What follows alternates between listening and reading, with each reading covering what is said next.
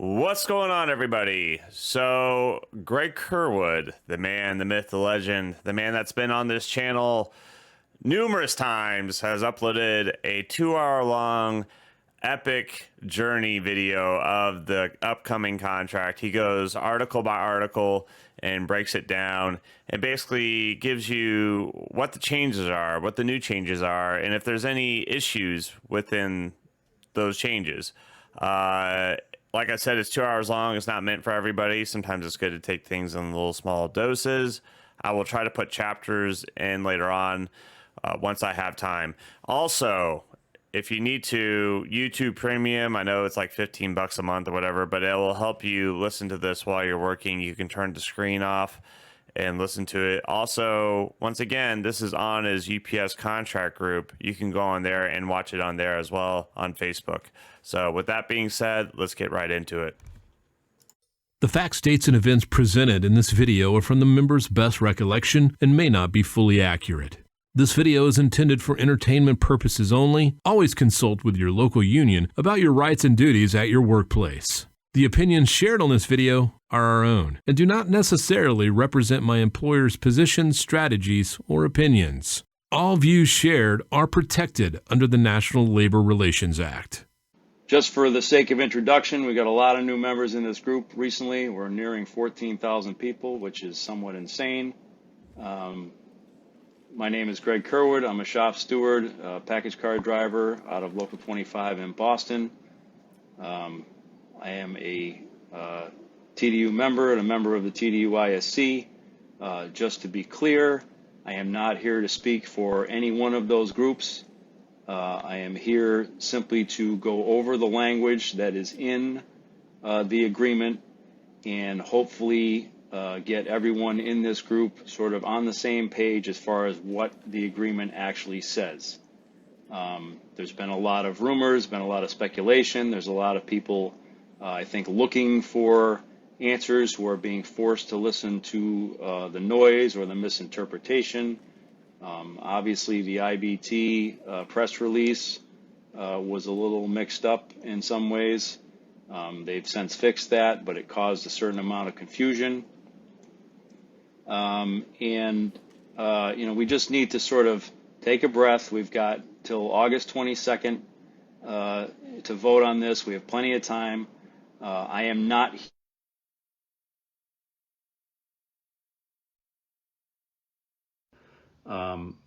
You should all be talking to.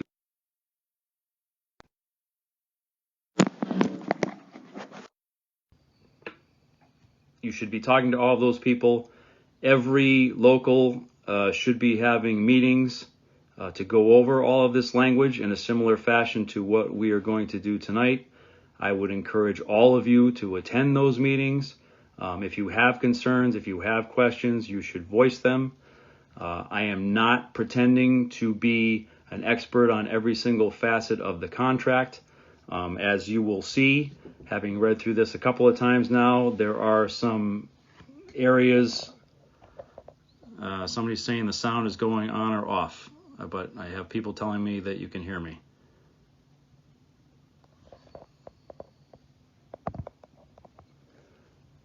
I'm going to keep going. If you can't hear me, let me know. There are some areas in here where the language is confusing. There's some areas where the language appears to contradict itself. I am not going to pretend to have all the answers to that. I am just going to point out where those contradictions are, where that gray area is. I am going to mention some areas that I think were important, where there is nothing to discuss. Some of you have asked or said that you're looking forward to sort of my opinion and my critique. That's not what this is. This is simply just to establish a baseline where we all know what the language says. I'm going to read it right from the agreement, and we all have a rough idea of what it means. I'm not expecting it to be perfection. I am not an expert in every facet of the operation. As you'll see when we get to sleeper team and feeder language, some of that is beyond my knowledge. I have talked to people that I know who have more expertise than I do in a lot of these things, and I've done my best to put it together. But once again, a lot of things are going to have to be clarified further down the road, and that will happen. And it is one of the reasons I'm suggesting everybody please, relax, take a breath, take this slowly, digest it, and we have plenty of time to go through the process. So given all of that, we'll just get started with this. As I said, I'm going to go through each section. There's a lot of housekeeping stuff in here that I'm not going to go over every little bit of it. A lot of pronoun changes and typo fixes and things like that. You may see new language and think that it's something new, but it's really just a typo or some slight change. So to begin with, their first change is in Article 3, Section 1. Has to do with stewards meeting new hires in orientation. Previously, it was limited to up to 15 minutes. Now the language says that the actual time spent in the meeting will be paid. That's an important thing, I understand, in a lot of places that are right to work, where the stewards have access to the members and can discuss the importance of joining the union. The next big change is sort of a dues issue, also in the same article, and that's on page 2. Following the ratification of this agreement, the Joint Dues Committee will meet to adopt a standard electronic membership and dues checkoff form approved by the International Union that will be included as part of the company's application and orientation processes. The Joint Dues Committee will also meet to adopt an acceptable digital platform and methods for the collection, storage, and distribution of the electronic membership and dues checkoff forms. Electronic membership and dues checkoff forms can only be implemented upon agreement of the Joint Dues Committee. So this is an issue. It's always been an issue. Those of you who are stewards, understand that the collection of dues, especially from new hires and during seasonal periods and things like that, the company is always falling behind on the dues apps and the processing of the paperwork and everything else. So clearly this is a purpose to have something more electronic that can work faster and to help us keep tabs on who should be paying what to which local. The next change is on page 3. It's very small but very significant. It is in section 7, which is a supervisor's working. It is in the event that an individual supervisor is found to be in violation of the first paragraph of this subsection 3 times in any 9-month rolling period, the grievance shall be paid at what was formerly triple is now quadruple time, the employee's rate of pay for the hours specified in the first paragraph of this subsection. All of that first paragraph reference stuff is as we know from the prior contract, they're given 3 times where they have to pay double time, and then after the 3rd time, it was previously triple time, and now it will be quadruple time. So that's the big change there. Even though it's only one word, it makes a big difference. In Article 6, with new equipment, there's a couple of small changes. May is changed to shall. That's a bit of legalese alteration so that it sort of takes away the option of the employee and makes it more mandatory. Next is section 4, technological change. Very important stuff. Technological change shall be defined as any meaningful is now replacing significant. That's subtle, but I think it is important. In the next sentence, meaningful is also replacing significant. That changes in the work. It said previously, now it also says wages, hours, or working conditions. The bottom line being that anything that affects what we do in any way qualifies as technological change. And then there's new language that replaces sort of the description of what the changes are. And this is the language that implies and affects drones, driverless vehicles, that sort of thing. During the term of this agreement, such changes shall not include the use of drones or driverless vehicles to transport, deliver, or pick up packages, platooning, or shifting. Should be a pause there, but there really isn't. But in the event the employer desires to implement any change described in this sentence, it shall be required to notify the National Negotiating Committee 6 months in advance of any such change, and shall be required to bargain the effects of any such change.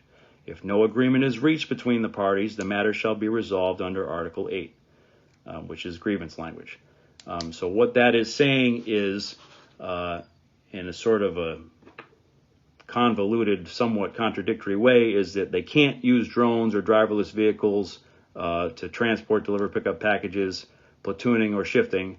But if they do want to, they have to notify us 6 months in advance and bargain over it. So it's sort of a forbidding, but then also giving permission if they follow the right steps. It's a sort of an interesting approach to things, but that's what it says. Changes in the next section have to do with the committee that governs this. The word planned is changed to proposed.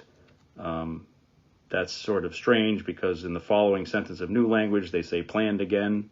So I'm not sure what the point of that was. As part of this meeting, which is the committee meeting with the company, the committee shall discuss whether the planned technological change violates any provision of this agreement. So anything they want to do new, whether or not it violates the contract as it stands already. Further, the employer will review any training required for bargaining unit employees to perform new or modified work generated as a result of the new technology or to utilize the new technology as necessary. So once again, it boils down to if they want to make these changes, they're going to have to bargain with us to determine what those changes are going to be, how they're going to impact our members, and make sure we have a say in the process. In addition to that, the next paragraph, the employer will, and now that has been changed to shall simultaneously. So this is going from the national committee to they also have to notify the local. New language, the employer agrees that prior to any change, it shall notify the package division and the affected local unions in writing with the specific details and information then available, and then meet jointly with them to inform them of the proposed changes and to resolve questions raised in connection with the effects of the proposed change. The information will be provided at least 45 days prior to the meeting. During this joint meeting, the employer and union shall reduce to writing all agreed upon issues, and both parties shall sign the written document in acknowledgement of such agreement. The parties shall also reduce to writing any unresolved issues, if any, and they shall be referred directly to the National Teamster UPS Committee for Technological Change. This meeting shall be completed where practical at least 45 days prior to the implementation of the proposed change. The change may not be implemented until the 45 days notice is provided and the meeting is completed, unless the change is dictated by emergency conditions. That's a little out for the company as usual. The union shall not unreasonably delay the scheduling or completion of the requested meeting. Any unresolved issues which have been reduced to writing will be resolved pursuant to Article 8, which is, again, the grievance procedure. All of that, in summary, means, once again, that if they're going to have changes that involve technology, they have to sit down with the committee, they have to bargain, we have to come to an agreement. Basically, it's a mini sort of contract negotiation over whatever new stuff is going to happen, how it's going to be implemented, and making sure that our members are protected going forward.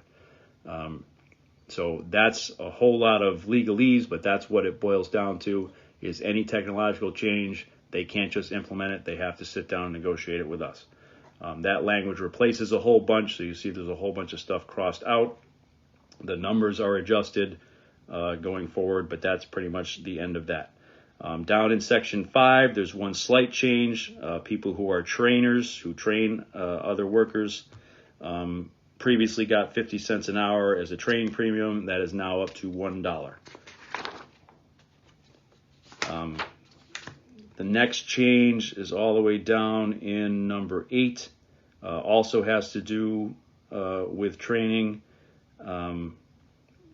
If a trainer is removed from the qualified training list by the employer, basically, if they grieve that and they win the grievance, they are not only reinstated to the list, but they also get any lost money they would have received if they were training, is the bottom line with that change.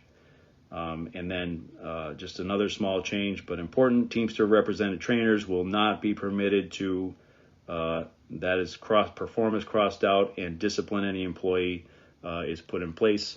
I would hope that none of us would be involved in disciplining one another, but clearly we need that language. Next, Section 6, also very important, technology and discipline. No driver has been replaced with employee. That has been made into sort of a big deal that it was drivers and now it's all employees. I will point out that prior to the last contract, it said employee and was changed in the last contract to driver. So that is a bit of undoing the damage from 2018. Shall be discharged is gone and has been replaced with discipline, which is important. It broadens the language. It's not just discharge cases. It's disciplined in any way. Based solely upon information received from GPS, telematics, or any successor system that similarly tracks or surveils an employee's movements, not driver, unless they engage in dishonesty, which is defined as it was before as an intent to defraud the company. Down below, the same paragraph that was added last time, which is sort of the loophole that was there, is still there, where it said no driver shall be issued a warning notice. It now says employee shall be issued a warning notice based solely upon the above mentioned systems without first having a verbal counseling session on an identical infraction, for example, 2 seatbelt violations.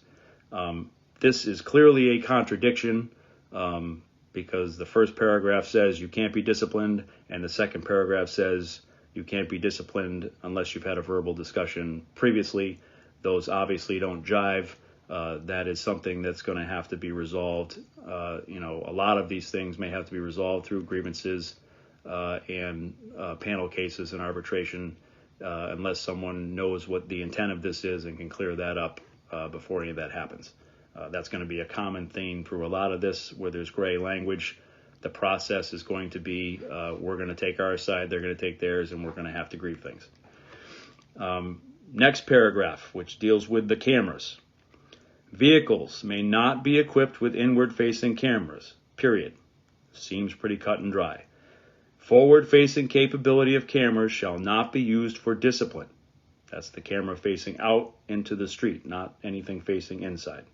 Further, there shall be no in-cab audio recording or videotaping, right? So there's no, can't videotape you, can't listen into your conversations. I know that was a big concern for people. Any functionality included in driver-facing cameras, including their driver recording and monitoring functionality, will be disabled and rendered inoperable to prevent recording and monitoring of in-cab activities. Upon request, evidence of the disabled functionality of any driver-facing camera shall be provided to the package division.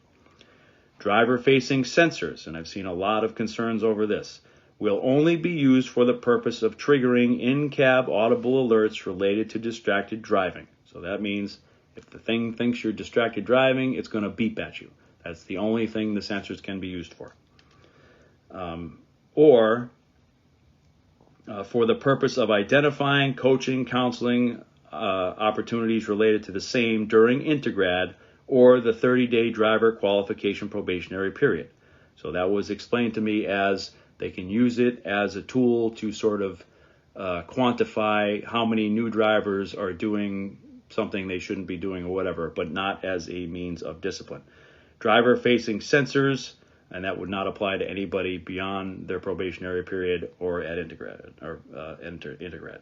Driver-facing sensors will not be used for any purpose during any phase of a disciplinary process. So none of this can be used for discipline or be the sole basis for disqualifying a driver, which is also important, during the 30-day period. So they can't say to someone who's trying to qualify, the sensor said you did this, so the camera showed this, and therefore we're going to DQ you. So that's what that means. We are Article 8. There's language about the grievance procedure in Section 1. Cases that are deadlocked at an applicable first-level grievance panel involving only national master language. The word may has been replaced by shall. Be submitted directly has been added to the national master panel for decisions unless mutually agreed otherwise by the panel co-chairs.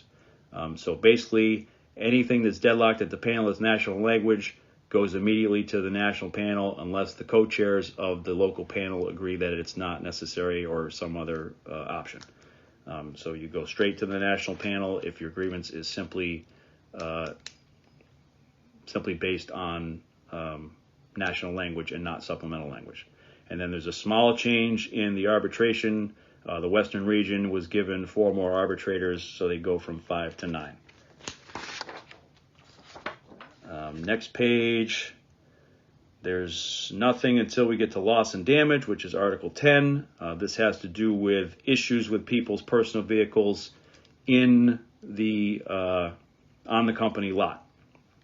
So if employees experience theft or vandalism issues related to personal vehicles in designated employee parking lots, the applicable local union may notify the district labor manager of the issues and request a meeting with security to discuss specific concerns, as well as possible steps that can be taken to enhance security in the affected parking lot.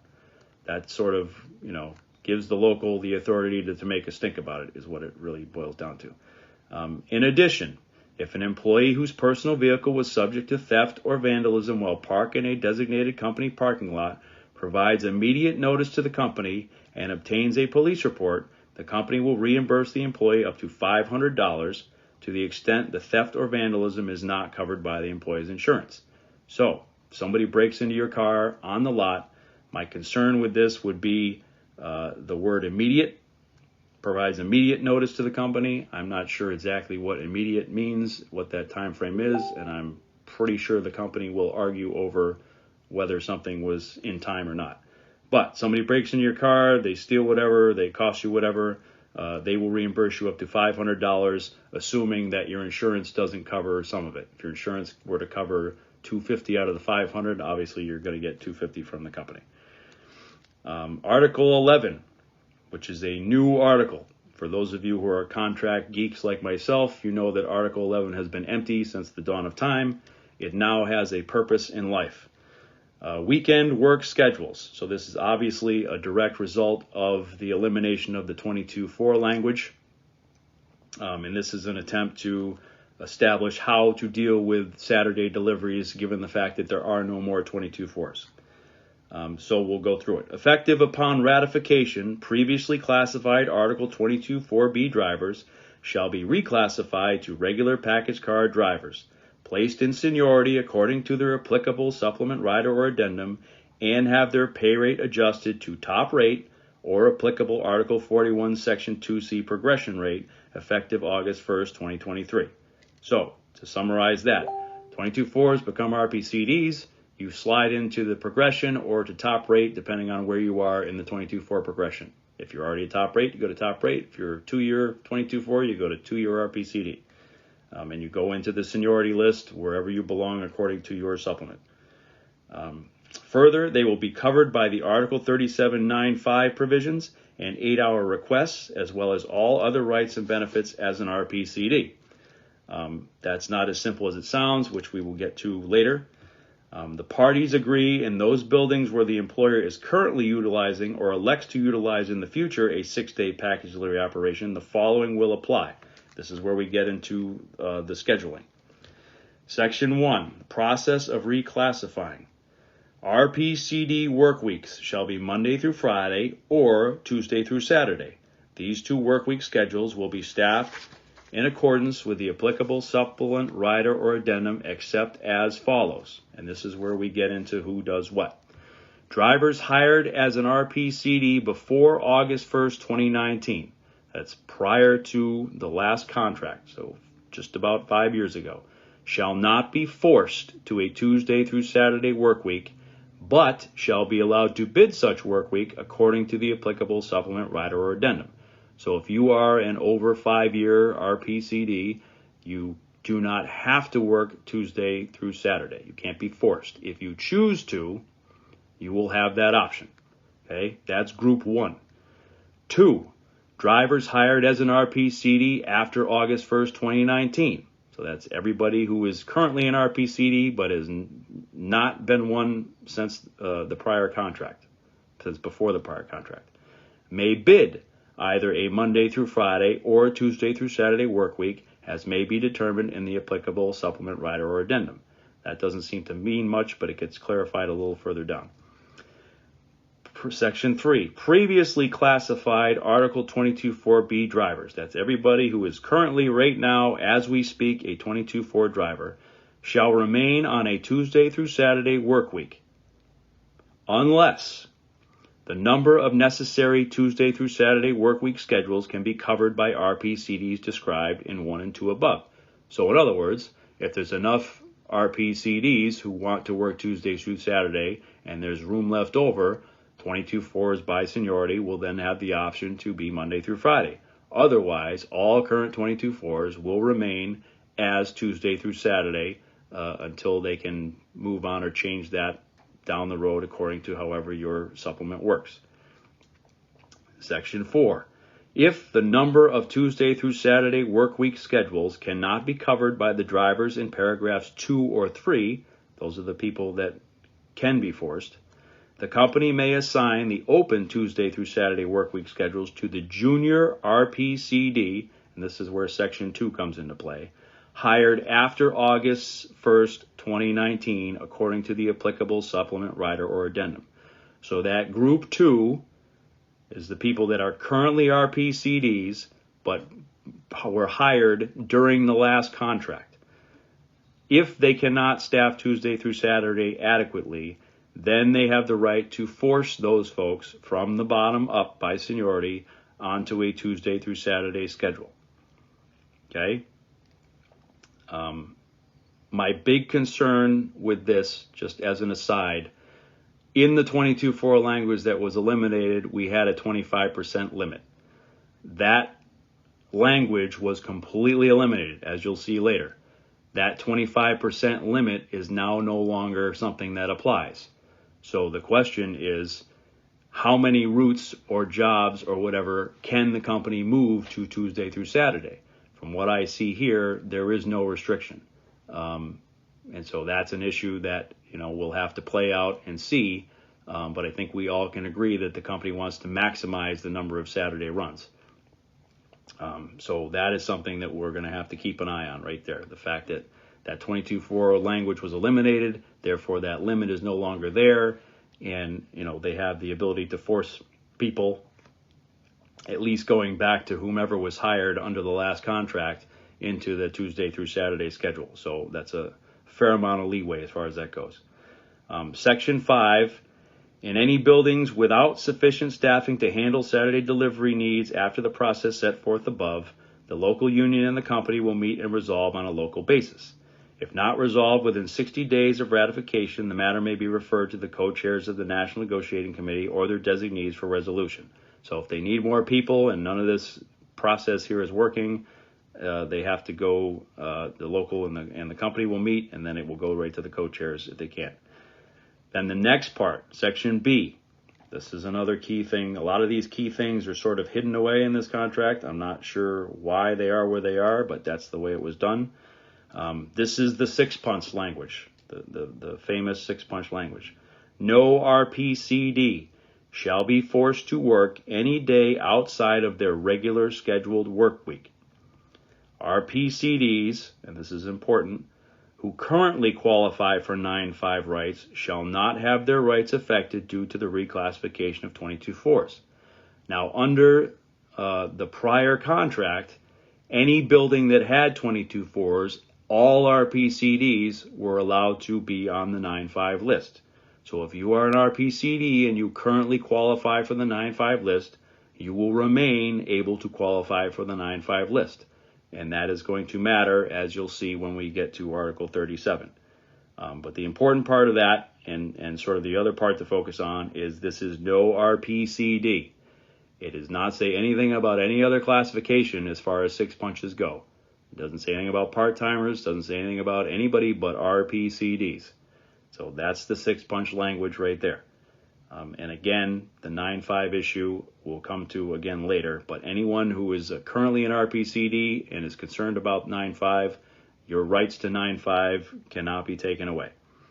Okay, and then Section 2, recognizing that the employer currently only utilizes 5-day delivery operations in some locations, not everybody has Saturdays, At least 45 days advance written notice shall be provided to the affected local union prior to transitioning to a 6-day delivery operation following ratification. So if they want to suddenly add Saturdays, they can't do it overnight. They got to give us 45 days notice so that we know that it's going on. All right, so that's the changes made in the work schedule requirements as a result of the elimination of the 22.4 language. Next is Article 12. There's a little housekeeping stuff. Printout is apparently one word instead of two. Not a big deal. The big change is the payroll system, which we heard about. And actually, a lot of this came out of proposals from this group. By January 1, 2026, the employer shall implement. I think we asked for it a little faster than that, if I remember right. But the employer shall implement an employee-accessible payroll system, which obviously we already have, that provides access to start and finish times, which we have, pay codes, which we sort of have access to, pay amounts, and scheduled time off. Now here's the big kicker in this. This system will also provide the time, date, and nature of any alterations made by any member of management. The information in the system shall be updated on at least a daily basis. Now, I can tell you firsthand that I have been fighting Code 05 battles for about 2 years, and getting those time card edits and the format that they come in is an absolute nightmare. So the fact that you as an employee, which you should all want to do, will be able to log in and see that, Supervisor X changed my time card at such and such a time, that's something that everybody should be taking advantage of, this entire system, to make sure, because if there's one thing all of you should know, if you don't know already, this company screws with people's pay on a daily basis. And so this is one more tool that's going to help us police that. But it's ultimately going to fall on us to police it. So we need to be on that. Next change is in the military clause. There's a big area of nothing here, but in the military clause, previously you got your vacations restored when you came back from military leave. They added in language, and I'll read it just for the sake of being thorough. Any time off provided by supplement rider or addendum other than vacation, for example, option weeks or sick days, similarly shall continue to accrue while on approved military leave, and will be restored on a pro rata basis in the same manner as vacation for eligible employees, depending on the quarter in which the employer returns to work. Any fractional day will be rounded up to the next whole number. So anybody who doesn't know what all that means, when you go on military leave, if you're in the National Guard or whatever, you continue to earn vacations and things, and then when you come back, you get them sort of, depending on when you come back, you get a certain chunk of them, based on the time you have left in the vacation year. That was previously only for vacations. This language adds in all of the paid time off, sick days, all of those things will now fall under the same treatment. So for our military folks, that's a big deal. Next, Article 16, leave of absence. There's some language in here that was changed slightly, doing to people who have DUIs. Once you complete your rehab program, there was an issue with if you were cited, if a citation later results in a non-conviction, the SAP can determine whether you need to continue to go to rehab or you can immediately be released from the program. So if you have a DUI, you obviously have to go in the SAP right away. If that is later waived or thrown out or whatever it is, the SAP will have the ability to say this person doesn't need this anymore. So that's that change there. Section 4, under maternity and paternity leave, this is language that absolutely came out of this group. And I would like to personally thank the women that brought it to my attention, because I have to confess fully that it's not something that I would have thought of. But it's very important as far as I'm concerned. It should absolutely be there. The employer shall provide a place other than a bathroom that is shielded from view and free from intrusion from coworkers and the public, which may be used by an employee to express breast milk. A reasonable break time for an employee to express breast milk for such employee's nursing child shall be considered hours worked. if the employee is not completely relieved from duty during the entirety of such a break. So if you have to go run to pump, you have to be provided with a clean, safe place that's secure and you can be left on your own. And additionally, that is paid time unless they completely, say to you, listen, go take 15 minutes or whatever as a full break to do it. All right, so that's very important language for our mothers or mothers-to-be. Let's see, where are we at? 9, 10. All right. So, next big change under FMLA, and this is an issue I actually had to deal with today. Under federal law, the company is allowed to use your vacation time for FMLA. That was a big complaint for a lot of folks. So there's new language in here now. Employees shall be allowed to retain up to 2 weeks of accrued paid vacation that will not be substituted for part of the 12 6-week leave period.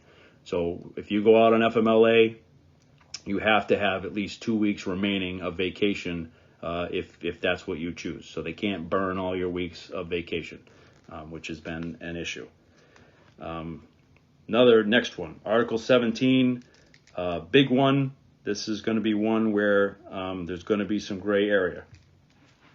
So we were informed about the increased penalty pay, which is on the next page. But before we get there, I just want to point out that the penalty pay for vacation checks was not changed according to this.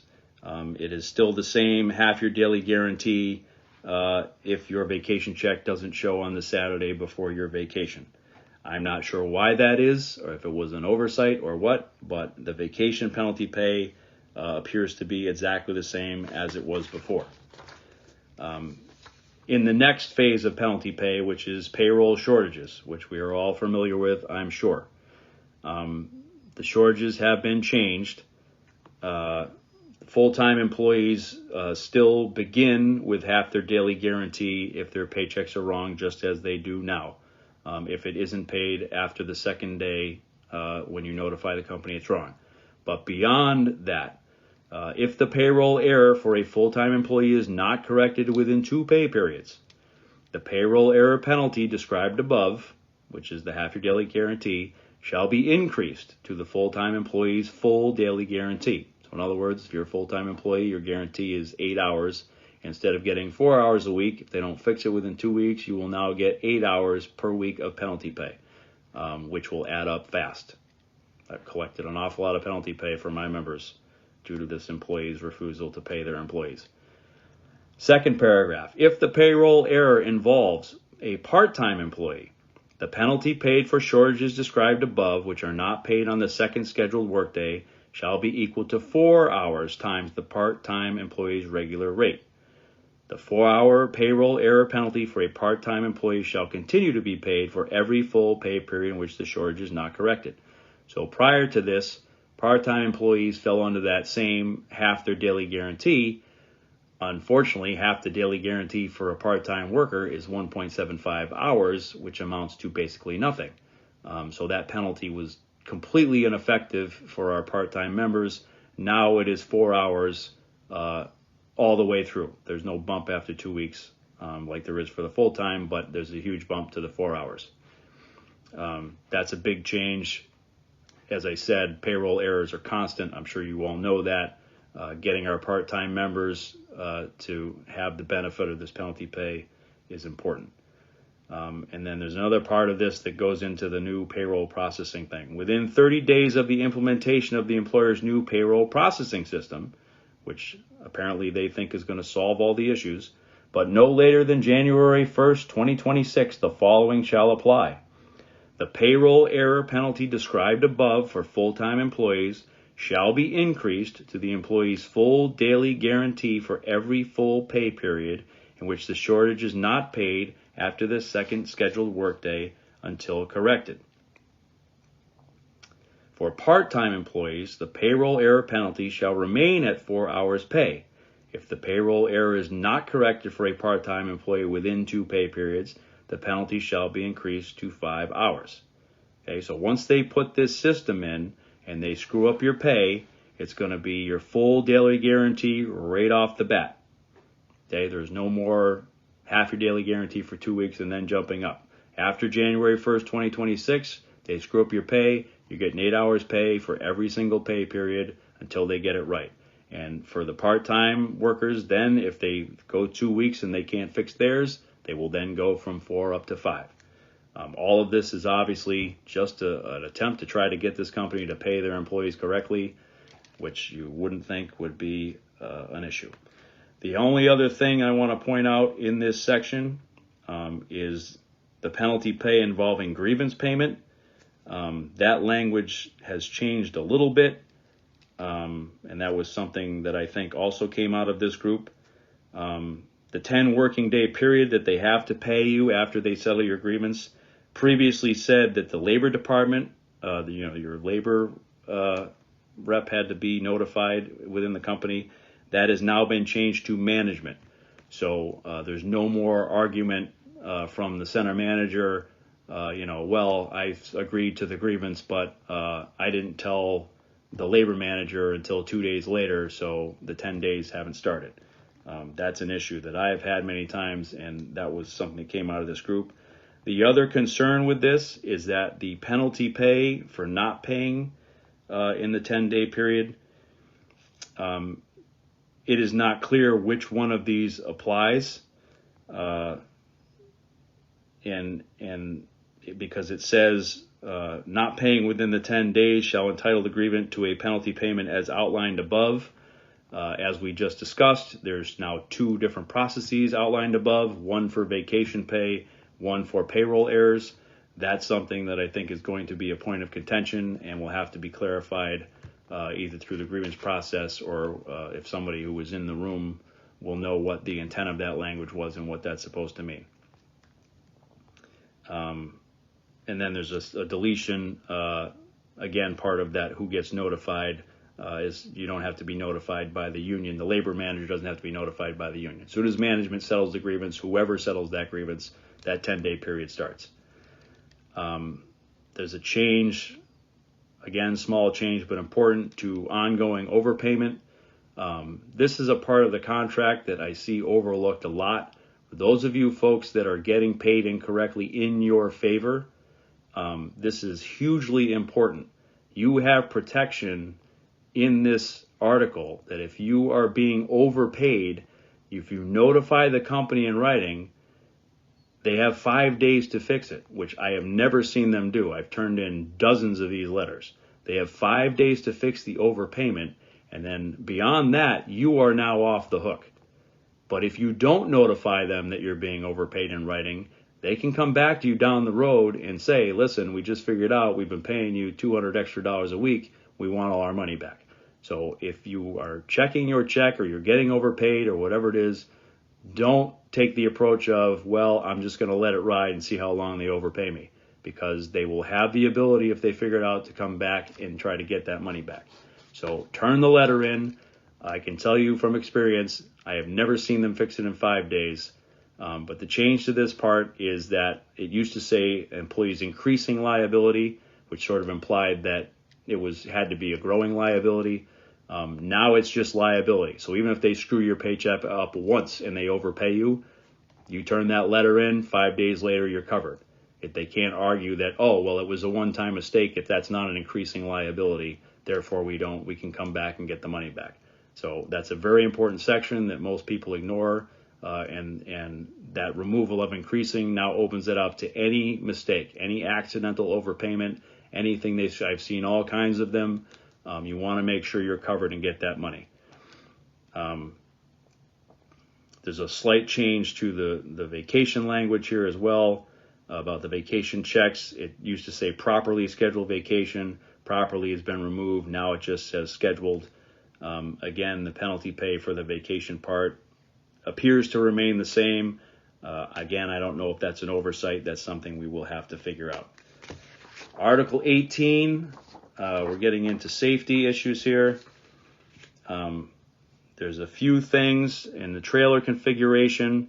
For those of you who are feeder drivers pulling doubles or triples, the there's certain percentages that the loads have to be divided up in so that there's an even balance. Now, under Section 7, if there's a dispute over the load, the company has to open it up and make sure everything's correct while it's on the property. Air container loads are excluded from that. So that's a protection for our feeder members that, the company, they have to open it up and make sure that it is what it's supposed to be. Section 8.2 is something that's been brought up. This is the cell phone language. This was stated and said that this allows employees to bring cell phones into the building, inside workers. Excuse me. I'm not sure that's exactly what this says. I will read it to you.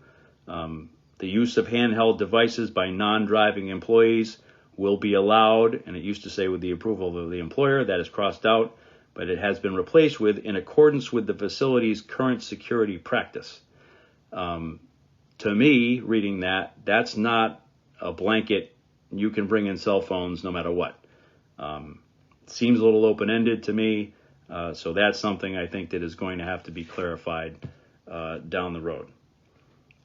There's a typo correction, mirrors was misspelled, and now we're into leasing or renting vehicles where available. The employer will lease or rent vehicles with camera monitor backing system devices or a cross-view backup mirror. Obviously, we want, if the company is leasing or renting stuff, we want it up to the same standards, the safety standards that our members expect. That's what that is. Under exhaust system, recognizing the advances made in the reduction of diesel emissions, the company may introduce alternate exhaust systems in all new tractor trailers acquired after January 1st, 2024. That's sort of language that allows the company, I think, a little flexibility in what they're buying for tractors. I'm not sure exactly how important that is. Section 14 is where we get into the air conditioning. It was titled package cars. Now other vehicles have been added to that, obviously because this language now goes beyond package cars. So P200 through P470 vans purchased after January 1st, 2024 shall be equipped with in-cab air conditioning systems. In addition, pushbacks and fuel trucks purchased after January 1st, 2024 shall be equipped with in-cab air conditioning. All new package cars, P500 and larger, shifting units, and 24-foot box vans purchased after January 1st, 2024 shall be equipped with in-cab air conditioning systems. All air conditioning systems will be repaired as needed. I know that was a concern of some folks, saying they'll never fix them if they break. A single fan will be installed in the cab of every existing package car, P500 and larger, no later than 30 days following ratification of the agreement. Now, we've had a letter to that effect since the last contract. I know it's been an issue in a lot of areas with people not getting the fan put in. This is clearly to clarify that and make certain that everyone needs to have a fan, at least one in their car, within 30 days of ratification.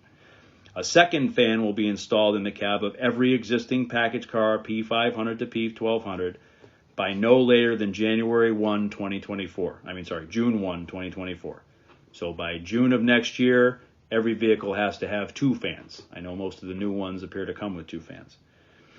In order to expedite the replacement of existing vehicles with new vehicles equipped with air conditioning, the employer shall make reasonable efforts to prioritize the allocation of package cars purchased after January 1, 2024 to Zone 1 until such time as all package cars in Zone 1 are equipped with air conditioning. The company shall use reasonable efforts to prioritize Zone 2 and then Zone 3. Obviously, we want them to put the air-conditioned vehicles where it's the hottest. I think that goes without saying.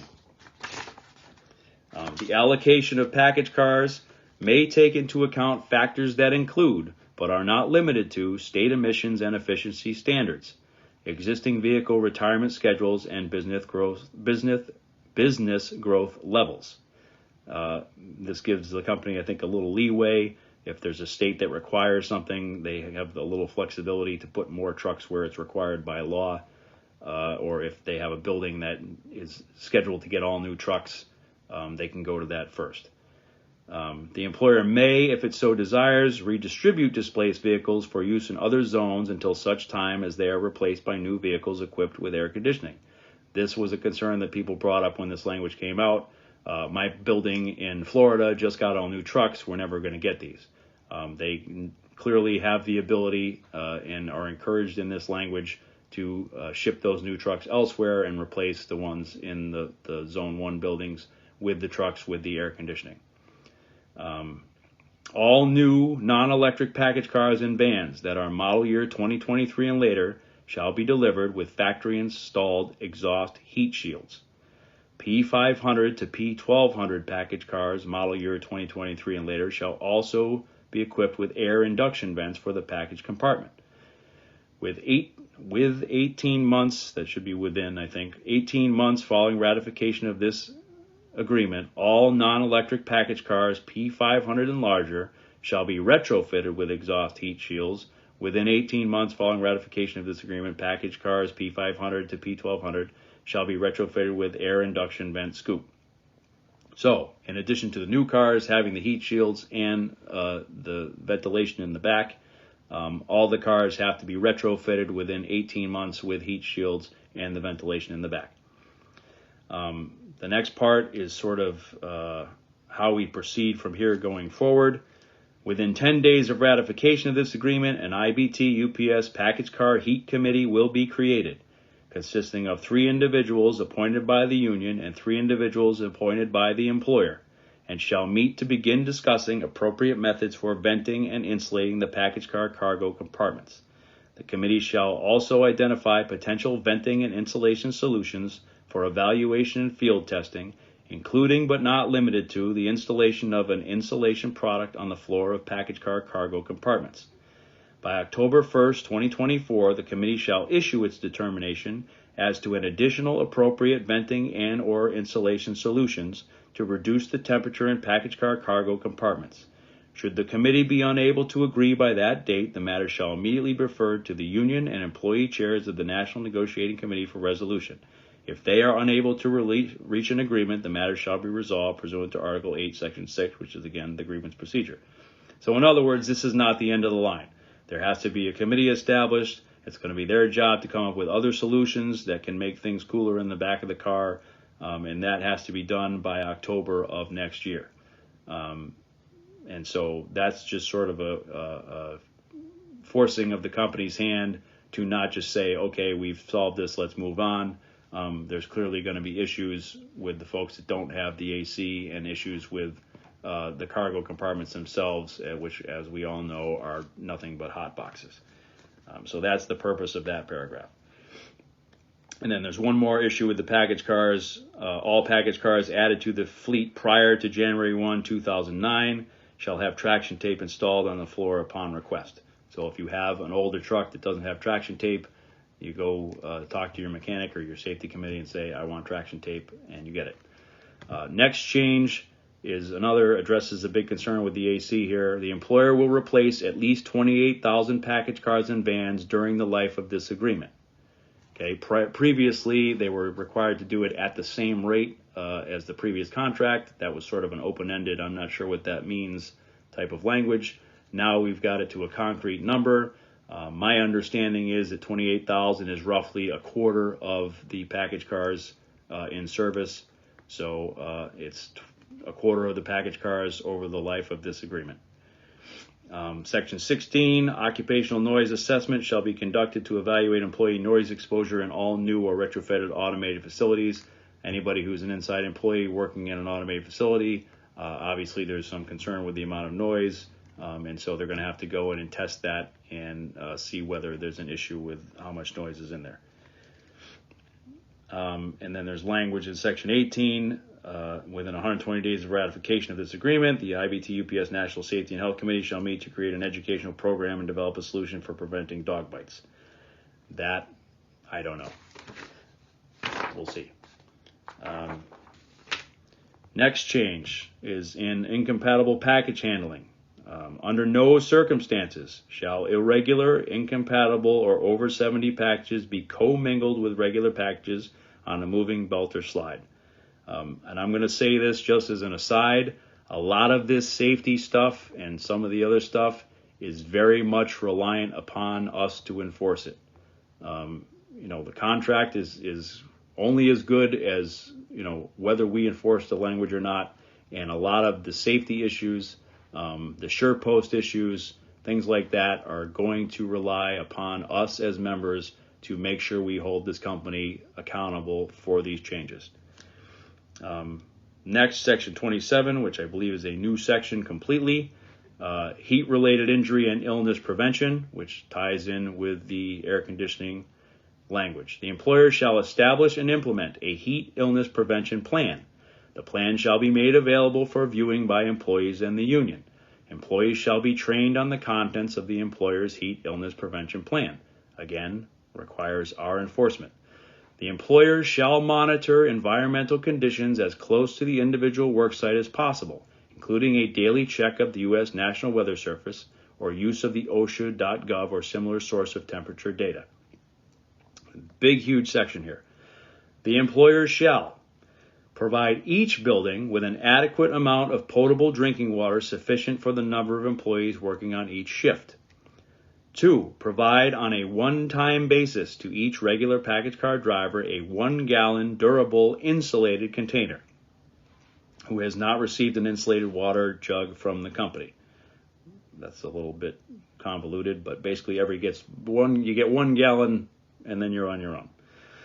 Provide each building with an adequate number of ice machines sufficient for the number of employees working on each shift, which are maintained in good working order, clean, and in sanitary condition, or have ice delivered and available. So those of you who have places where the ice machine's always broken, it's similar to the language that we've had with water. If there isn't water, they have to bring in water. Now, if there isn't an ice machine that's working, they have to bring in ice, right? So if you have an issue with your ice machines not working, you will now have language here to grieve that issue and make sure that they have to provide ice whether their things are working or not. Train employees to report heat-related symptoms and request emergency assistance. Again, this is something that I think is going to fall upon us to make sure that that is happening. This next one is definitely under that and is a big one. Designate one or more employees in each building per shift who are dedicated to heat-related injury and illness prevention and who are authorized to call for emergency medical services. Other employees shall be able to call for emergency services when no designated employee is available. Meaning, there needs to be basically a heat person on every shift. And that heat person is given the authority under this language to call 911. And to my mind, that's huge, and that's going to fall on us to enforce that. But I've heard so many stories about people having issues and everything else, and we all know how management likes to pretend that, we'll just throw them in the office for a bit and, dump some water on their head or whatever else their crazy solutions are. You, as that heat person, will now have the right to say no and call 911, which I would encourage everyone to do. Heat-related injuries are not something you can just assess just by looking at someone or whatever it is. And by the time you figure it out, it can very often be too late. So that is very important language, and it's very important that we have those people and that we have people that are ready to step up and dial that number. Provide a graduated workload to new employees for purposes of acclimatization for the first 5 to 7 working days and monitor for signs and symptoms of heat and injury and illness. So this is new hires walk into the hellhole that is UPS. They now have to provide them with a gradual increase in workload so they're not jumping into the fire right off the rip. And also keep an eye on them because, as we know, you have to become used to these conditions.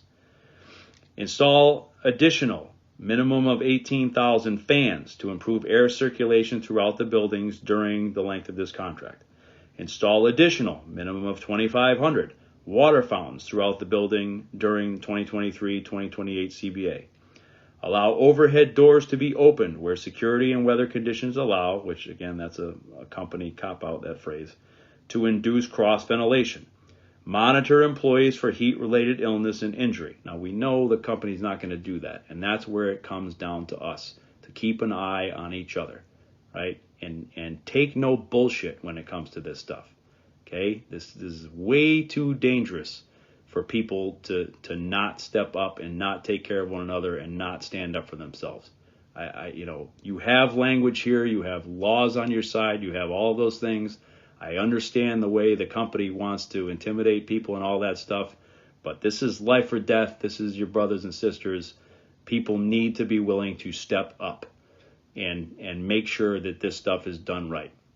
And this language is going to help back you up, but it's going to be up to us. Communicate heat-related injury and illness events during the pre-shift communication meetings to review prevention steps.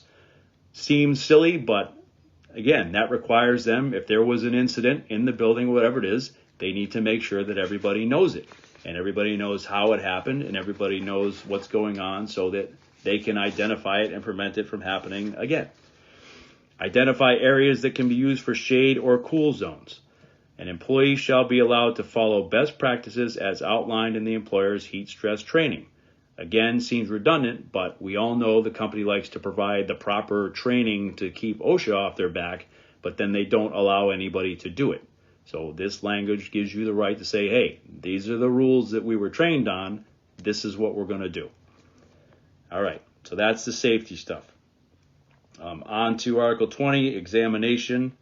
Under identification, employees other than applicants, meaning people that already work here, shall be paid up to 2 hours at their current straight time hourly rate of pay for their time in the process of obtaining an airport badge. This includes obtaining the initial badge and any recertification badge. Provisions and supplements, riders, or addenda that are superior shall prevail. So if you have better language in your supplement, that better language is going to be what goes. But beyond that, anybody getting an airport badge has to be paid up to 2 hours to get that badge. And again, here's another piece, one of my favorite languages in the contract. All management personnel shall wear an ID badge.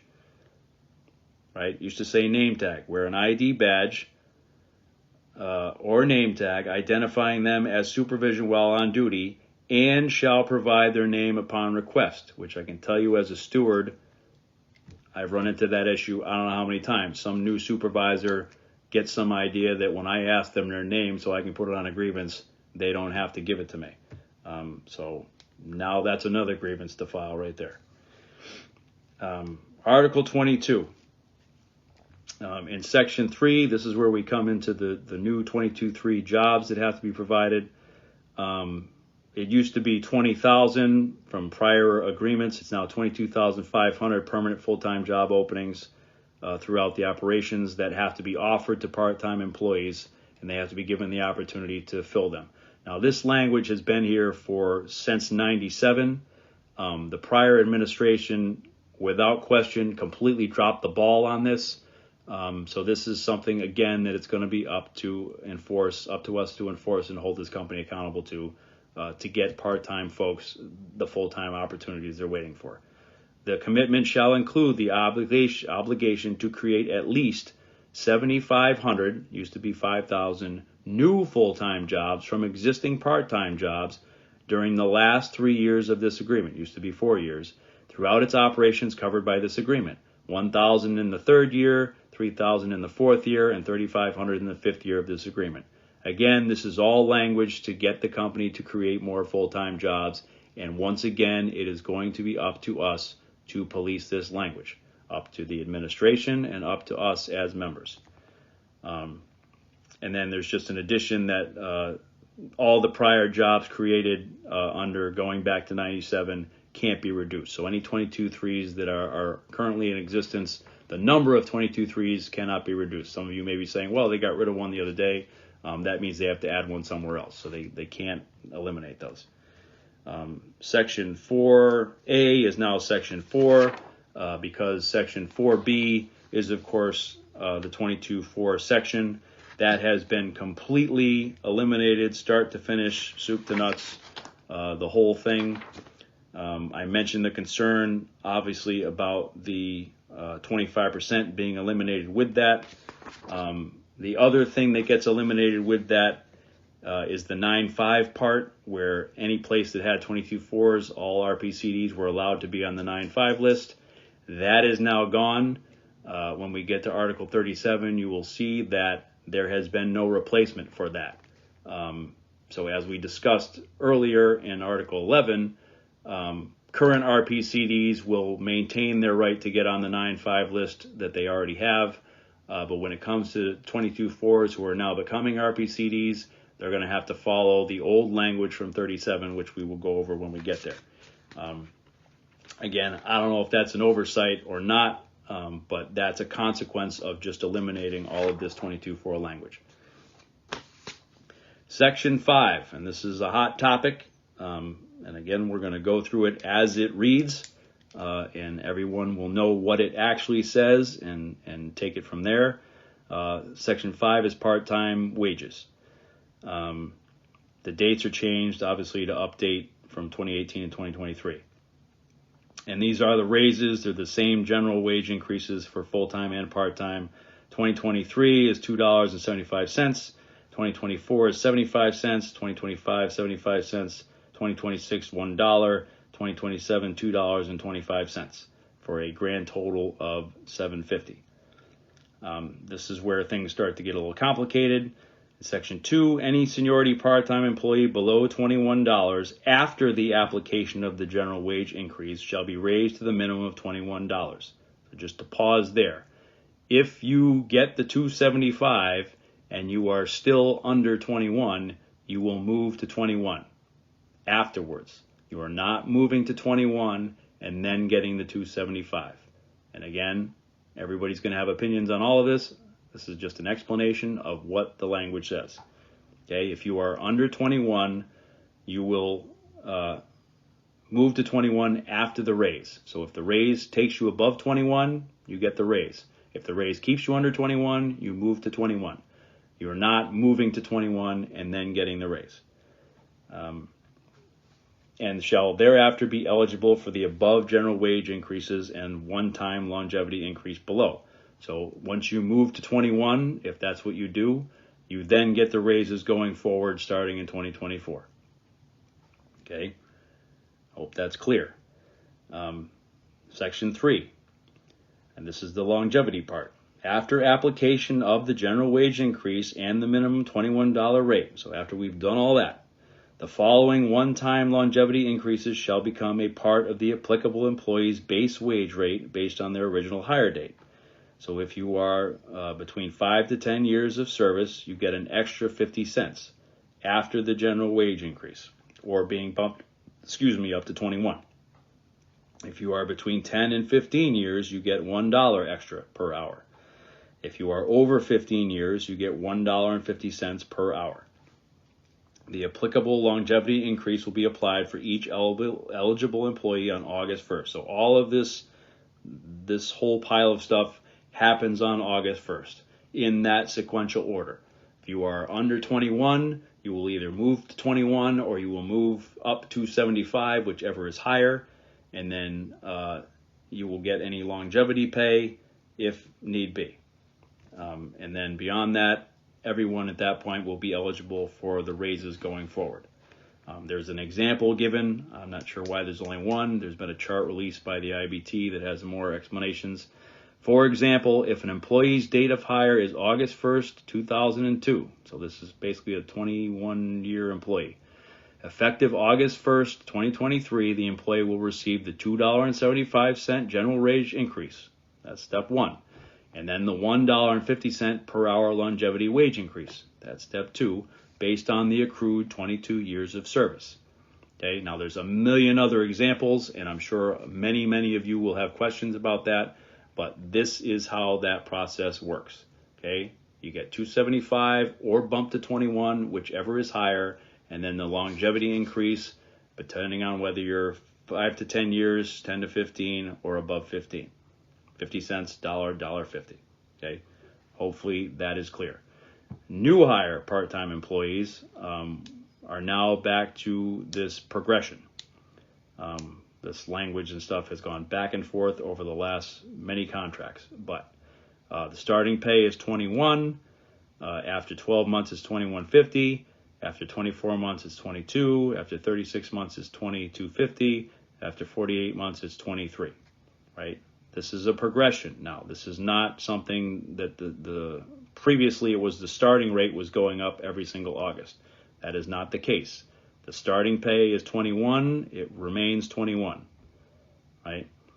And then the starting rate for part-time employees hired after August 1st, 2027 shall be increased to $23. And then employees who are in progression at that time shall be raised to $23. So the start of this progression will move to $23 in 2027. Okay, but this is a progression. It is not a continual increase of the starting pay. So 21, somebody starts in 2026, they're going to start at 21. Okay, I know there's a whole lot of debate over who's going to make what walking in the door as opposed to who people who've been there for a while. I'm not commenting on any of how all of it all works. That's something you're all going to have to decide for yourselves, but I'm just trying to explain how this works. Okay, and then that's the wages. Then we have the part-time employee transfer. Previously, obviously, that was for educational purposes only. Now it's for any reason whatsoever. So in addition, part-time employees who wish to transfer to another location for non-educational purposes may submit a written request to the employer provided the facilities in question are more than 50 miles apart. So it's not to move down the street. It's got to be 50 miles away. Let's see, that's 18. All right. There's a couple more caveats to that were already there. There has to be an opening. You have to have seniority and be employed for 1 year. Your classification seniority gets entailed. You retain your company seniority for vacation, holidays, all that stuff. And then obviously any expenses, moving expenses are your problem, not the company's. There's also added language in here that is the employee's responsibility to verify all benefits, including but not limited to medical, dental, vision, retirees, medical coverage, and pensions at the requested transfer location. So it's up to you to make sure that you know what you're getting into when you transfer to the new location as far as all your benefits go. That's not the employer's responsibility. The employer is required to notify the local union that has jurisdiction over the requested transfer that the employee has been transferred. So they have to tell your new local that you've been transferred so your new local knows you are there. That's the transfer language. Article 26, competition. And there's a lot of stuff that has been sort of packed into here. I'm not sure it belongs here, but that's where they put it. There's a lot of premium service committee stuff. It's been changed to that they are clearly now in charge of all of these premium services throughout the contract. After ratification of this agreement, the company may bring service enhancement projects to the Premium Services Committee for review and approval. The company may not implement any proposed enhancements without the approval of the Premium Services Committee. Agreement on plans shall not be unreasonably withheld. That's standard language, right? They have to come to us. We can't just tell them no, is basically what that says. Temporary. So this has to do with taking loads off the rails and how long the company has to use subcontractors claiming they're only doing it for a short period. It used to be temporary was 1 year. So they could say, oh, we're only going to do this for a year. We don't need to hire anybody. We can give it to a subcontractor, whatever. That has now been reduced to 6 months. Again, there's a company clause here, unless there are circumstances beyond the company's control. We all know how that stuff goes. But the big thing is reducing that from 1 year to 6 months in that section. Further down, again, we're dealing with subcontracting here. The company will establish designated areas year-round for outside carriers to drop off and pick up their designated loads and shall review those areas with the local union. Outside carriers shall only remain on property in the designated areas for a reasonable amount of time, not to exceed 1 hour after their arrival time. From the Monday prior to Thanksgiving until December 30th, outside carriers shall not exceed 4 hours on the property. If a contractor exceeds the timelines, they must leave the UPS property. All outside carriers shall adhere to UPS safety regulations and local yard rules. Any violations of these regulations and rules will be addressed immediately by management. This language will not supersede any superior benefit or agreement in any supplement, right, or addendum. So again, if you have better language, your better language applies. So obviously, this is not an elimination of subcontracting. It's a limiting of subcontracting and putting rules in about subcontracting.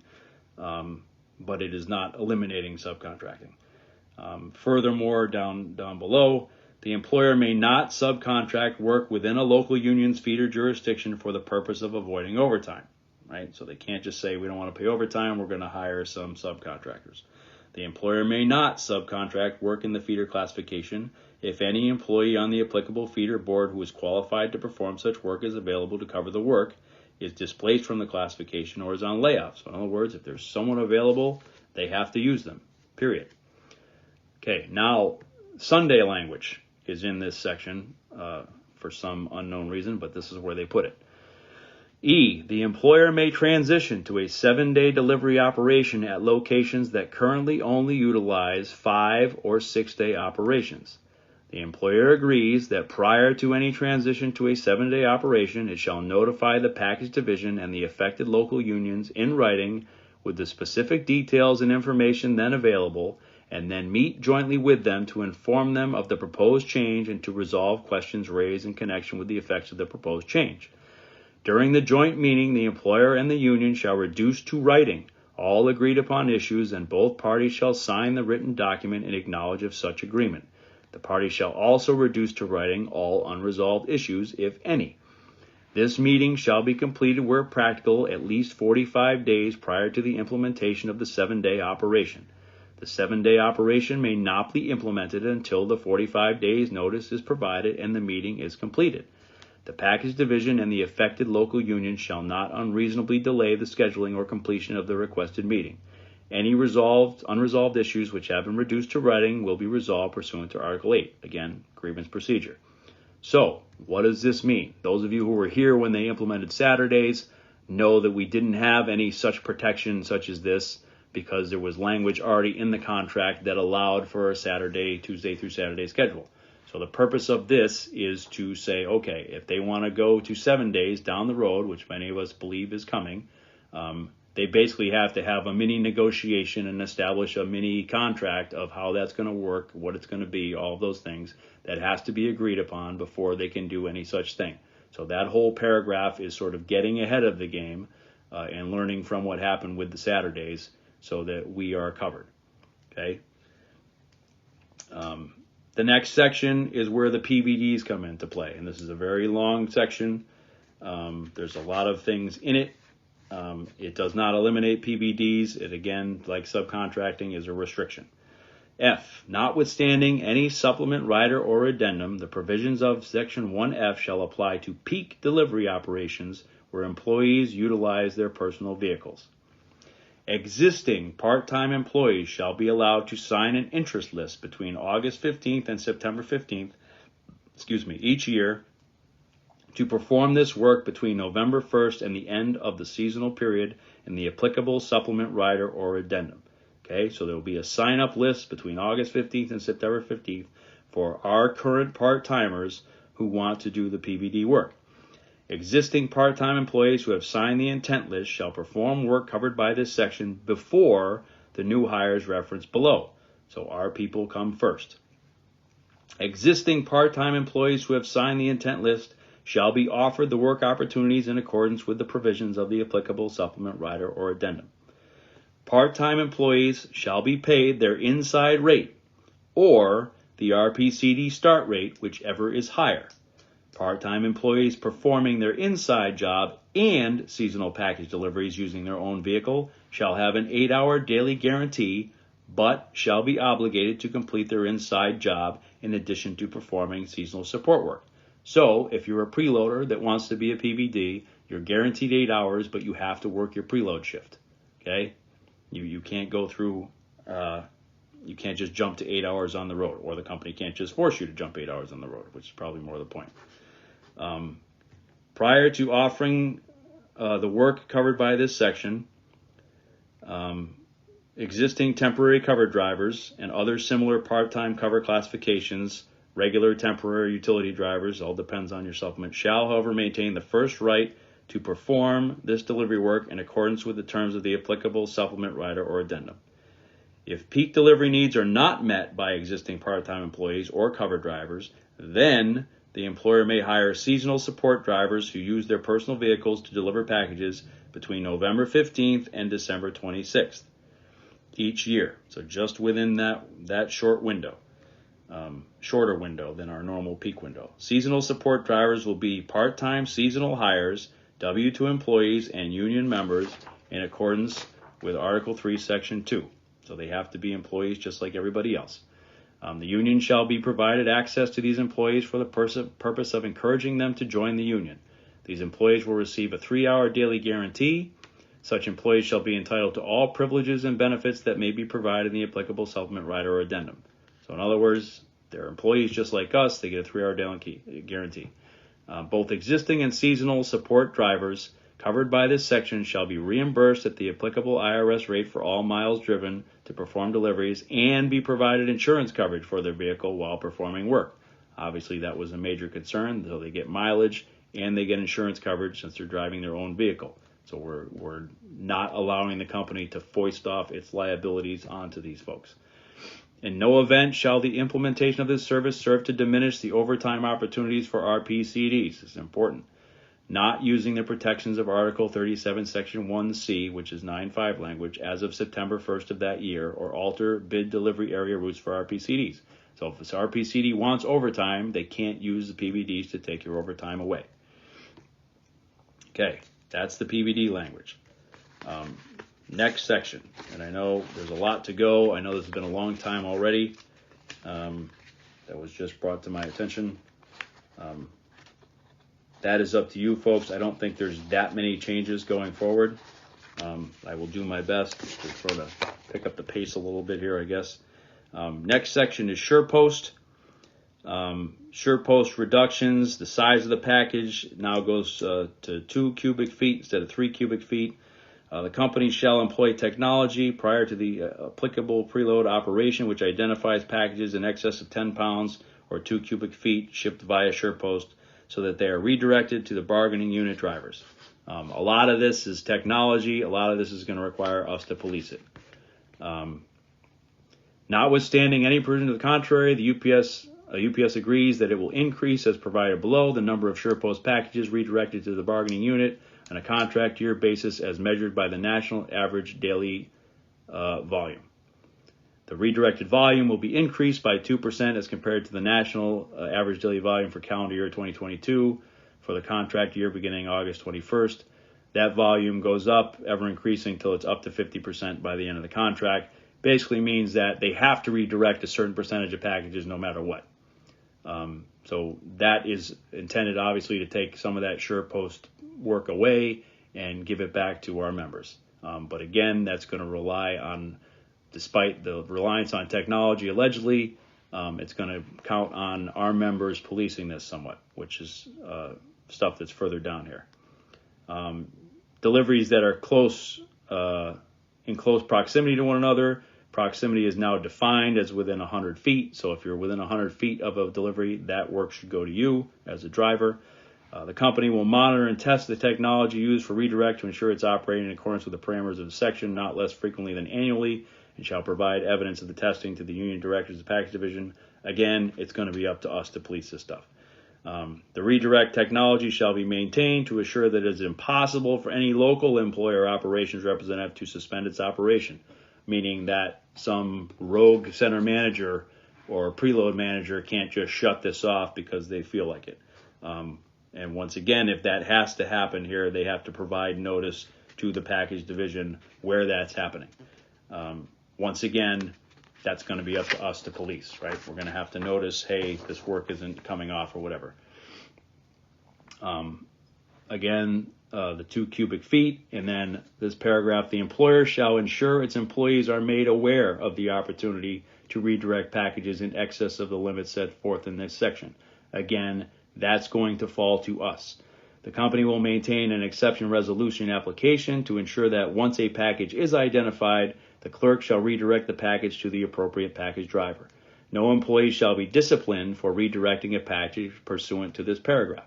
Again, important. We have protections. If someone says, hey, this needs to be redirected, they can't turn around and discipline them for doing so. All right, Section 5, DOT hours of service. Some important changes in here. As far as shifting to a 70-hour work week, it's basically language that is an elimination. If they shift to a 60-hour work week, the company will force seasonal peppers and then part-time cover driver classifications. Everything else has been removed. It used to say Article 22.4 drivers, which obviously don't exist, but then the next paragraph was what allowed them to force seniority package drivers in to work over 60 hours.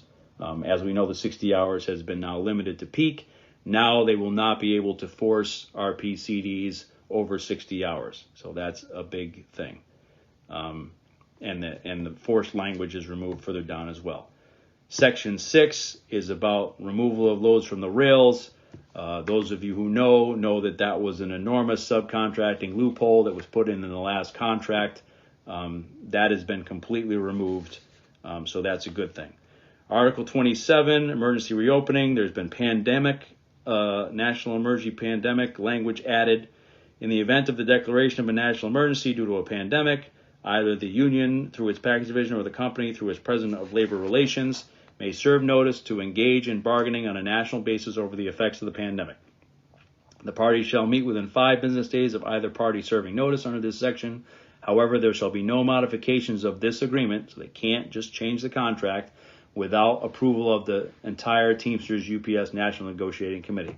So even if our side or their side says, hey, we got to get together, this is going on, we need to do something, nothing gets changed unless our committee approves it. Okay?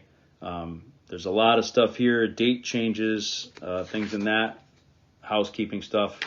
Health and welfare and pension. This is another area that is causing major controversy. It's a little convoluted and messy. I've gotten different reports as to how this works. But just to briefly summarize, those of you who are in team care, and also those of you in the Western Region Local 177 plan, the hourly increase has been made 50 cents across the board for part-time and full-time folks. There's a lot of language that has been removed. The big, I don't want to say issue, but the big new language that seems to be causing a lot of confusion is this Section 2. In those areas with IBT pension funds that do not have a duly adopted funding improvement plan or rehabilitation plan that requires contribution rate increases, the maximum amount available under A1 above for August 1st of 2023, 24, or 25, and so on, shall be $20. Now, that language calls for $40. So if your plan, your pension does not have one of these improvement plans or rehab plans that requires them to increase the rates, there'll be a $20 contribution. That amount is available first for use on health and welfare, with anything left going to the pension only, notwithstanding Section 4 below. The additional $20 that's referenced in there, if you are part of a plan that has those increases, has to go to the pension. Again, there's some controversy over exactly what that means and how that works. Whatever your situation in, all of those pension issues or whatever should be in your supplement when those supplements come out. I would strongly suggest those of you that are concerned with the contributions to those plans, check your supplement and talk to your locals to see how that's going to work in your area. Where are we at? Did we miss something? Yes, I apologize. I did miss, they tucked the Martin Luther King language in Article 29. Basically just says Martin Luther King holiday is added as a named holiday in the supplements, riders, or addenda. Obviously that says named holiday. That's been another question. Is it going to be a holiday we have to work and just get paid? That would depend on your supplement. However it works in your supplement is what it's going to be. More pension stuff. So pension plans, there's some language here. In the event an IBT pension plan is unable to maintain its current zone status, every pension plan is either in the green zone or the red zone or whatever it is. If that pension plan is dropping, the parties have to agree to meet and discuss whatever they have to do to make sure that that plan doesn't drop. So that's a paragraph that was added here. Then we're into part-time pension, effective August 1st, 2023, and there's some confusion over a lot of this that I've noticed. Not every part-timer is in this part-time pension. Depends on where you are in the country. A lot of you are, but not all of you are.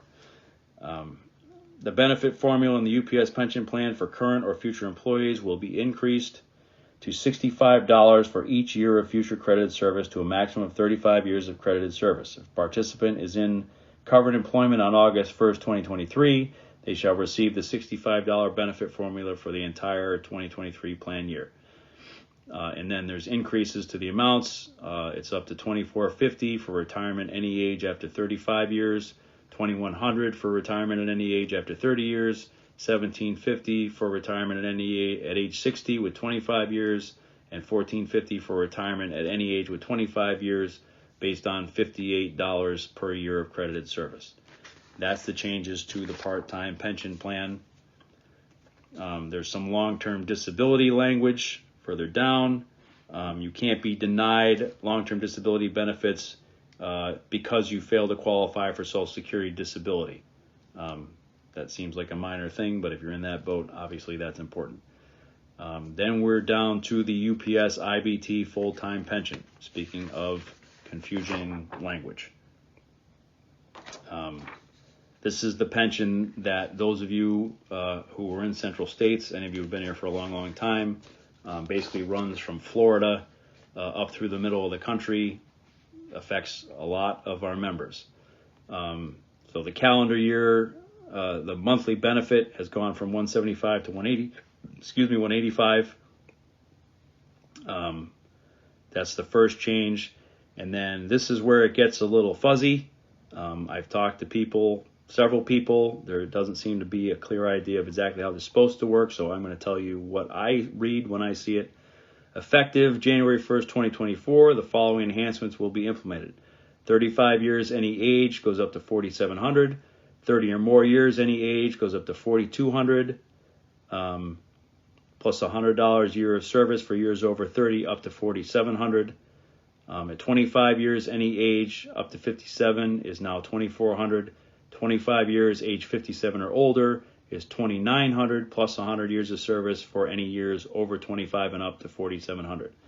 That appears to be the new standards for this pension.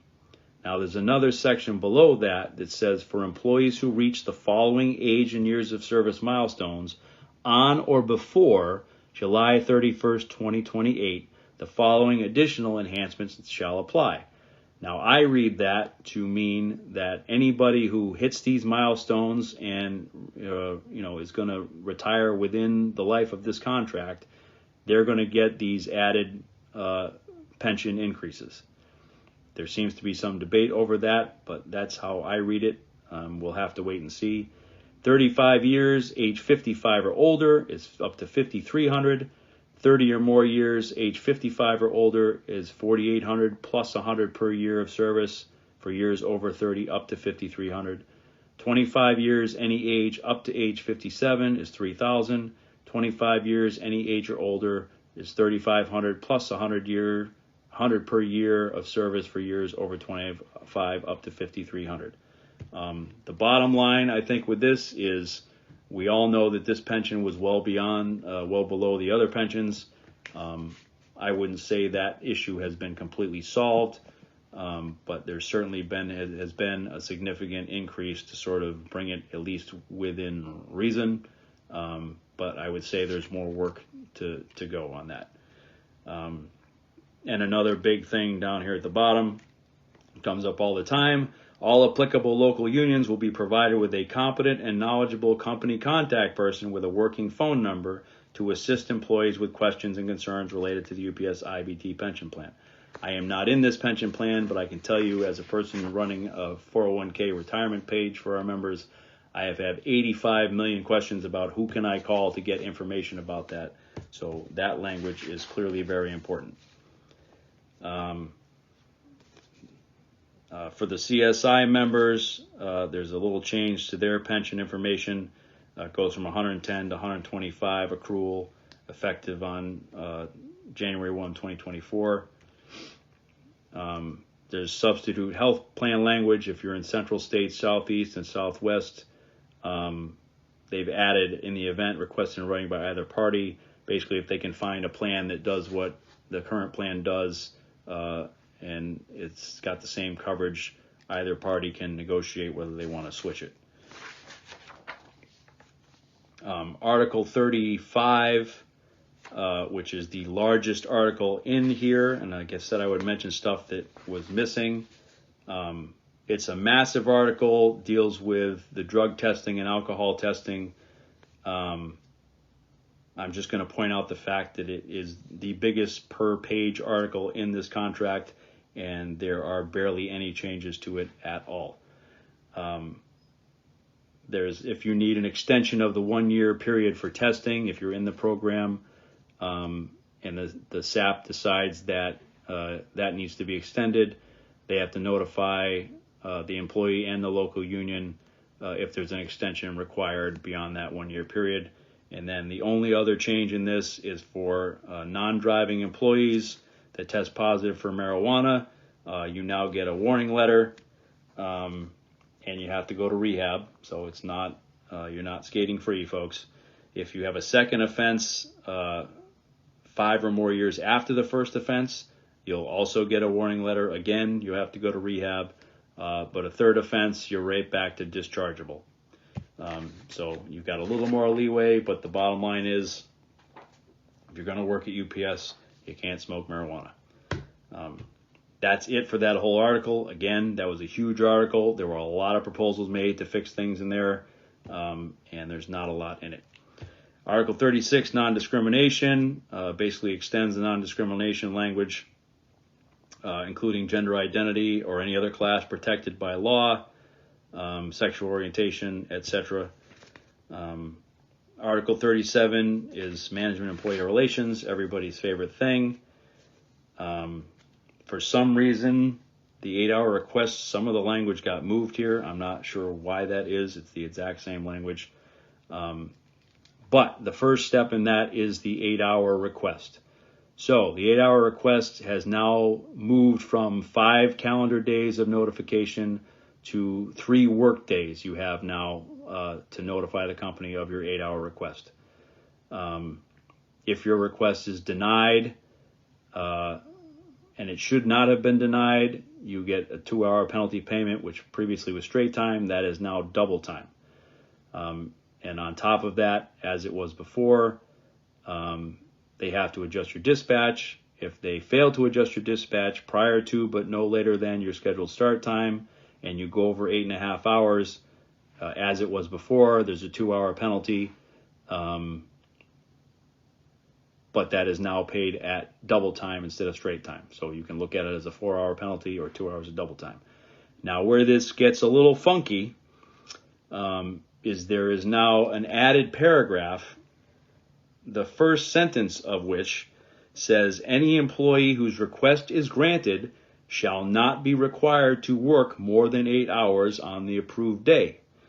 Now, to my mind, that seems to be directly in conflict with the notion that if you work over 8.5, you get a penalty, since it clearly states that you can't be required to work more than 8 if you were approved for the 8-hour day. Again, I was told that we did not have drive back the truck language. That sounds to me like drive back the truck language. So we will have to see what that is interpreted by our side, or if that needs to be something grieved and argued.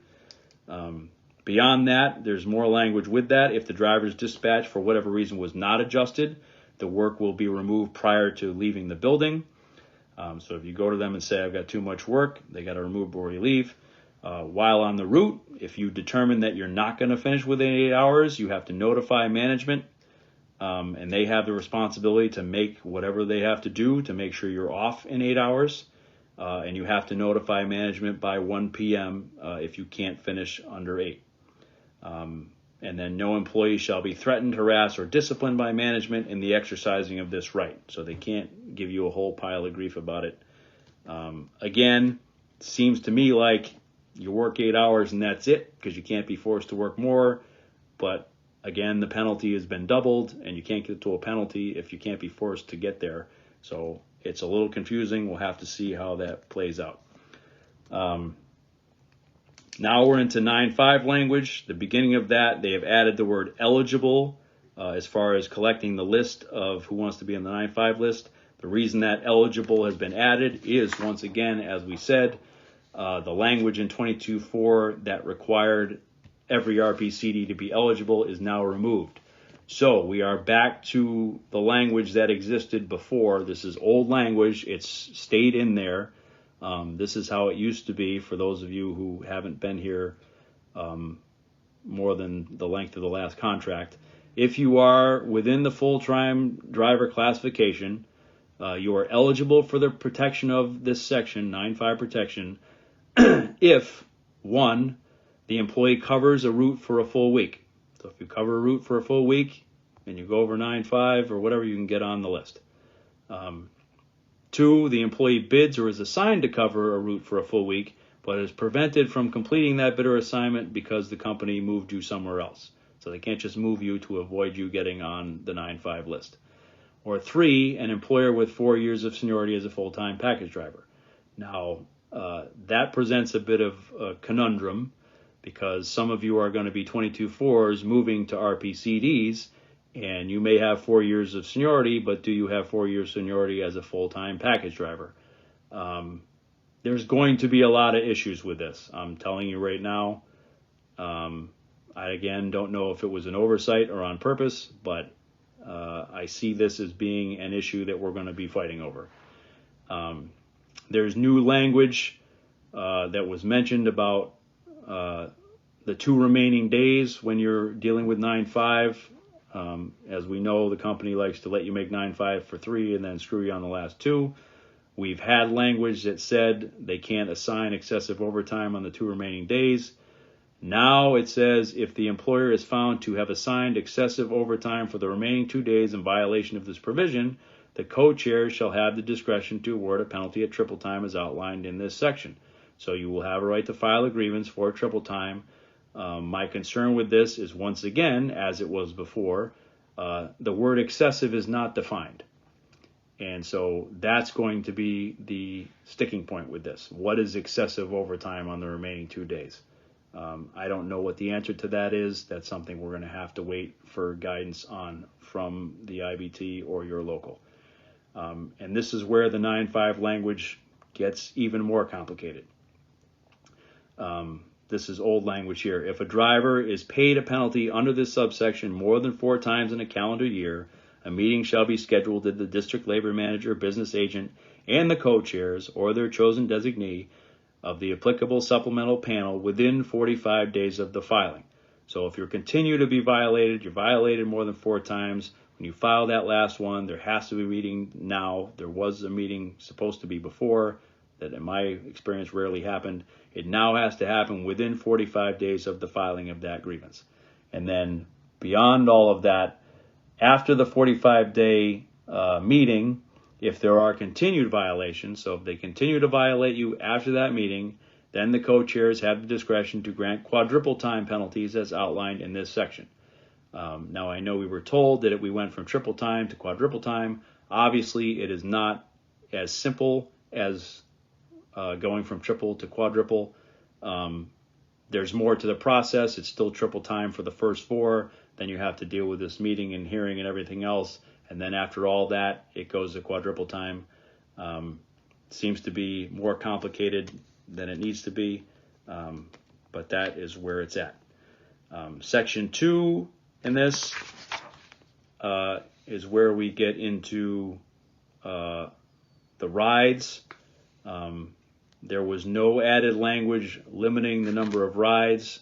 It was not changed. Safety rides for feeder drivers, supervisors, now get 3 hours per workday to drive for demonstration purposes instead of 1 hour. I'm not sure exactly what that is supposed to do. There's a typo down below that was said of 10. Used to say often. Now it's been fixed to of 10. And then the language regarding rides that was added in here: the employer will give no less than 24 hours notice to a seniority driver prior to any ride, except in cases of post-accident injury rides. Such notification will include the reason for the ride. The results of any ride will be reviewed with the employee and the steward. A copy of the documentation related to the ride shall be provided to the employee and steward upon request. 24 hours notice may be waived by mutual agreement. I would suggest no one be waiving their notice 24 hours for any reason. Part of what that does, I think, is sort of give the company the ability to ride as they see fit, as long as they give you 24 hours notice. Again, that's my interpretation of that. We will have to see how that plays out. We're getting there, I promise you, because there's not a lot of changes after this. Change of operations. There's feeder language here, again, with a change of operations. Basically amounts to, before they hire off the street, anybody within the jurisdiction of the destination local for these jobs will have the opportunity to transfer to that facility to fill those jobs. And that involves all the transferring you would think. They're eligible for moving expenses if they have to transfer or want to transfer that job. And their seniority goes by supplement, and you keep the benefits that you had based on how long you've been there. That's in a change of operations situation for feeder drivers if they can't fill the job. And down in section 2 of that, as a result of the employer moving an operation more than 50 miles, all full-time employees who choose to move will have their moving expenses paid. Again, that's change of operations language. Article 40, air operation. Again, I'm going to point out that we all spent a lot of time on Article 40. There are not a ton of changes to this.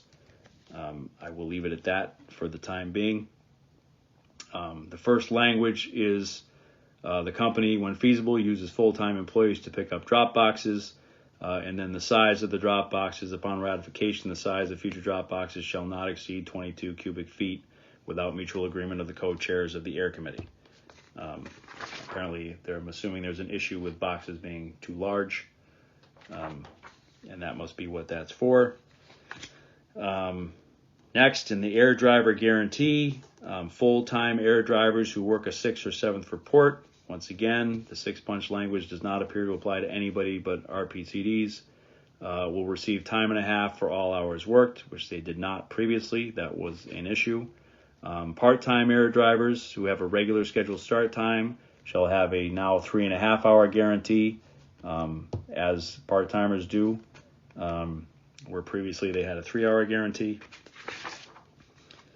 We're on to page 38 now because there's not a lot of changes, as I said.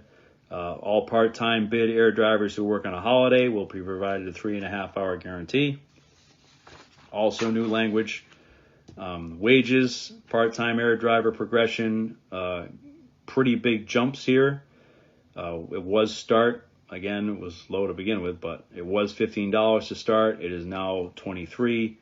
Then it goes to $24, $25, and $29, and then top rate after 4 years. The top rate is $33.93, and then obviously it gets the general wage increases. Full-time air drivers jump up. The progression looks like about $5, give or take.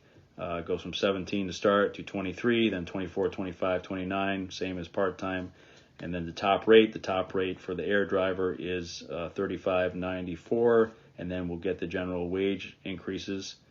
And obviously that full-time rate affects 22.3 combo drivers as well. All existing full-time or part-time air drivers in progression on August 1st, 2023 shall be slotted into the new progressions as applicable. So if you're currently in progression as full-time or part-time air driver, you're going to move into the new progression and obviously get the wage bumps that are here accordingly. Looks like $7 or $8 for part-time and $5 or $6 for full-time. So those seem to be brought up to something more reasonable than it was before. Upon ratification of this agreement, and this is stuff that I think Sean mentioned once, I'm not an airport employee, so this is Greek to me, but Employees performing de-ice and pushback duties in air hubs and gateways shall be paid an hourly premium for the duration of the shift in which such duties are performed. For de-ice duties, the premium shall be $1 per hour. For pushback, the premium shall be 75 cents per hour. Within 30 days of the implementation of the employer's new payroll processing system, which we've discussed already, but no later than January 2026, the following shall apply. Employees performing K-loading duties on aircraft only shall receive a premium of 50 cents per hour for the duration of the shift in which such duties are performed. So those of you at the airports doing whatever those jobs are, again, I'm plead ignorance. You obviously are going to get some added money for doing those jobs. Full-time wage increases, same as the part-time were, $2.75, $75, $75, $1, and $2.25. I think we've all been hammered with that over the last 2 days. There's language I want to point out because this question has come up. It's not new language, it's old language. It's left over from 2013. We dealt with it in 2018. Full-time employees that are still in progression on the effective date of this master agreement shall receive the above contractual increases. They will be paid no less than what they are entitled to in accordance with Article 41, Section 2. So, if you are currently in progression, you will get the raises going forward. Anybody who starts after August 1st will not get the raises. They will be in progression and get the progression pay rates. But if you are currently in progression as of this contract, you will get the general wage increases going forward. I have heard there's some confusion about that. That language has been in there since 2013. That is how we did it in 2018. I don't expect any reason why it would be any different. So again, if you're in progression, you move to the new progression and you get the raise. The new progression is as follows for package feeder and other full-time job outside of air. The start goes from 21 to 23, then it goes to 24, 25, and then 30, 75 after 3 years, and then top rate. That's the new progression. It's a very slight increase and then sort of a little bigger bump at the end. But once again, if you are in progression as a driver, you move over into the new progression and you get the raises.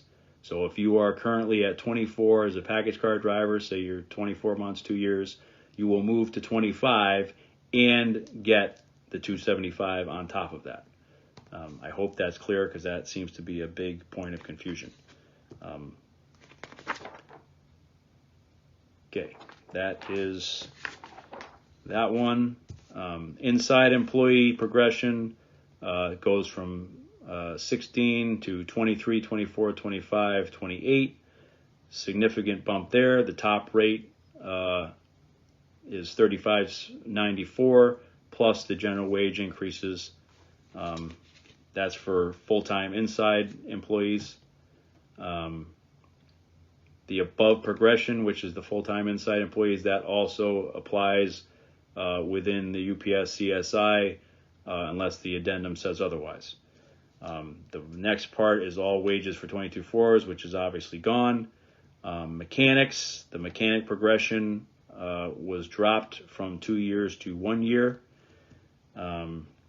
Then we get into Article 43, which is premium services, sleeper team stuff.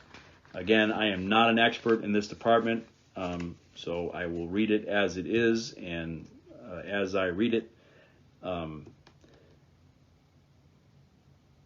there's subcontractor language right off the bat. If there's a new contract or whatever, they can use subcontractors for a startup period.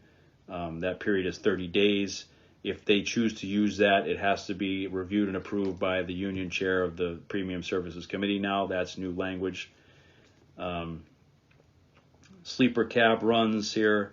No seniority employee shall be forced to drive in a sleeper cab run. Now there's new language, unless otherwise provided in their feeder work rules or local union practices.